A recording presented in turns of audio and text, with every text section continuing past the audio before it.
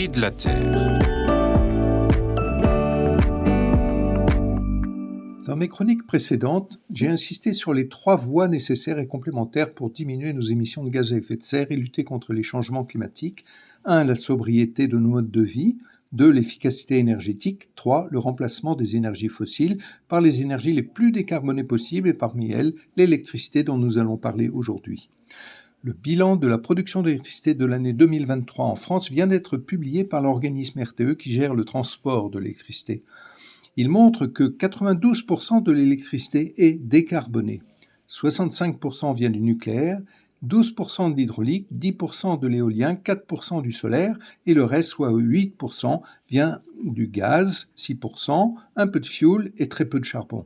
Au total, les émissions moyennes de CO2 de la production d'électricité, 32 grammes de CO2 par kilowattheure, sont les plus faibles depuis le début des années 1950 et parmi les plus faibles de l'Europe. Regardons plus précisément ce que chaque énergie qui compose le mix de l'électricité émet comme CO2 en France.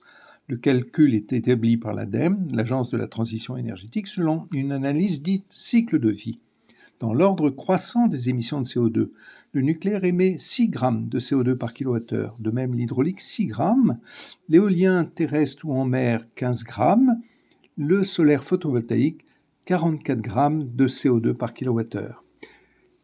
L'électricité produite à partir de gaz émet 418 grammes de CO2 et 70 fois plus que le nucléaire ou l'hydraulique.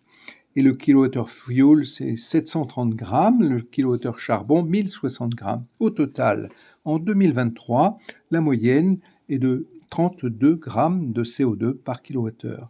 Ce résultat confirme l'importance de l'électricité pour la décarbonation des usages et on voit bien l'intérêt majeur de disposer largement du nucléaire et des énergies renouvelables pour sortir progressivement des énergies fossiles et réussir la transition énergétique de l'économie en France.